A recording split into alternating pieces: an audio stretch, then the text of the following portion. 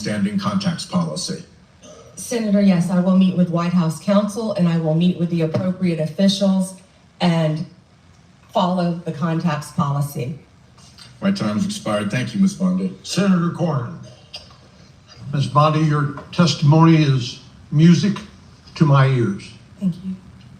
One of the things that I have been most concerned about over certainly the last 4 years and extending back during President Trump's administration is weaponization and politicalization of the Department of Justice, which together with the FBI is one of the most important institutions in this country.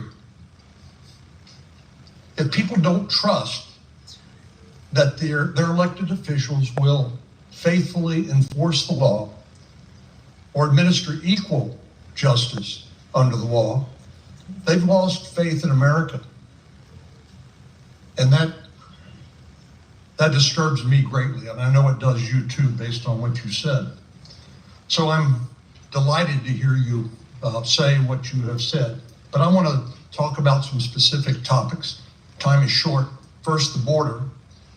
I believe President Biden and Vice President Harris had presided over one of the biggest humanitarian and public safety disasters in American history.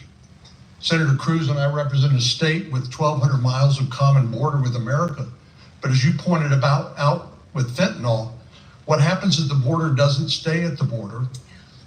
Fentanyl poisoning is the most common cause of death of young people between the age of 18 and 45. We know where it comes from. The precursors come from China. They go to the cartels, they mix them up, make them look like innocuous pills. And young people take them and die. It's just that simple and that tragic.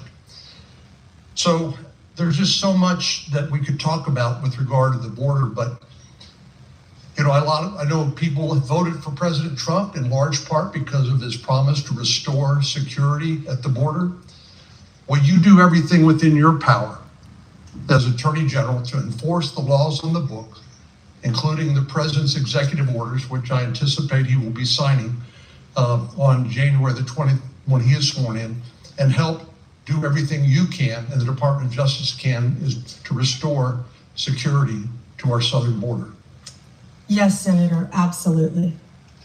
One example is, of course, if you come here to from anywhere in the country and you show up at the border under the Biden and Harris administration policies, you'll simply be released into the interior of the country, either to await a trial date, which may never occur due to the enormous backlog, or you will simply be paroled.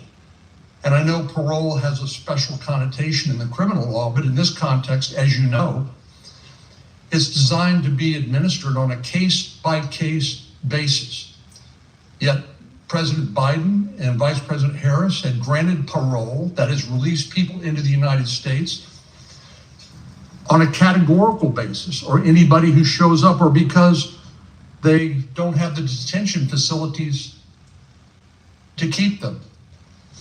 So do you believe Lake and Riley would be alive today if President Biden and Vice President Harris had enforced the law and secured the border?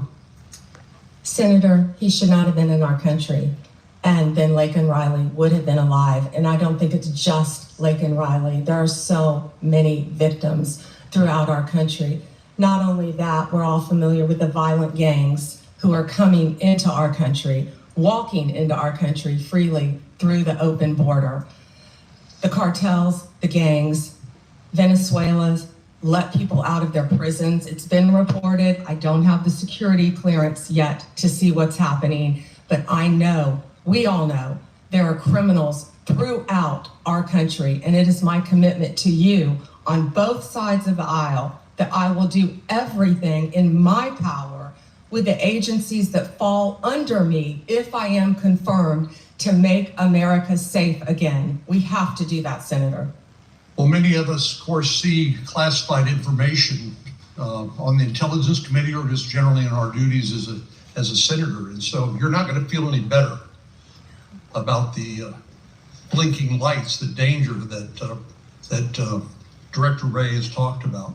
In my closing moments here, I want to revisit an issue that is of particular importance. 60% of the president's daily brief, which is the intelligence brief that the Director of National Intelligence and the CIA Director deliver to the president, comes from Section 702 of the Foreign Intelligence Surveillance Act. I've called this the most important law that most people have never heard of. I know you have, and you're familiar with it, but I want to ask you a few questions about that. It's been called the crown jewel of U.S. intelligence. And of course, it cannot be legally used to spy on American citizens. And if it is, it ought to be prosecuted to the fullest extent of the law. I know you would agree with that. But there have been some, as you know, and as you pointed out to Senator Graham, we have a temporary extension of the existing authorization for the use of the intelligence community to target foreign threats to our national security that expires in 2026. And I'd like you just to confirm here on the record that you will enforce that law and you can support the law as it is written. Senator, I haven't read the entire 702 in front of you, but I will commit to reading that and doing everything I can to keep America safe again. Of course you will. So Director Ratliff, who's going to be, I'm going to go to his hearing on for CIA Director. Of course, he was confirmed as Director of National Intelligence. Some have argued that in order to query or look at lawfully collected FISA 702 product, that you need to get a warrant requirement in order to show probable cause that a crime, including espionage, perhaps has been committed. But Director Ratliff has written that a warrant requirement may not achieve its intended objectives and could hinder national security efforts. Do you share Director Ratliff's concerns? I would read his memo and I will speak to you after I read his memo, Senator. Well, we need to have I hope you and I can continue this conversation after this, because I think there's a lot of misinformation with regard to how Section 702 works. I'm happen to be one of the members of the Senate Intelligence Committee. We read that product on a regular basis, and it is not used to spy on American people. I think what's fundamentally missing is a lack of trust in the intelligence community, including the FBI, which I'm hoping you and Mr. Patel can restore. Thank you. Thank you. Senator Klobuchar. Thank you, Mr. Chair. We had a good meeting this week. Thank you for that. And I appreciated your priorities on human trafficking that you mentioned today, that work, as well as fentanyl and some of your other prosecution experience. We had some similar backgrounds in doing that.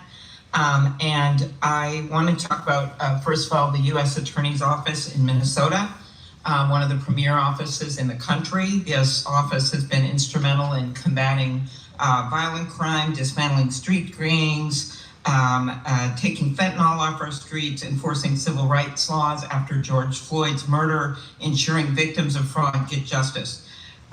Do you agree that it should be a priority to support U.S. attorneys, frontline prosecutors, and case agents who work hard every single day on our streets?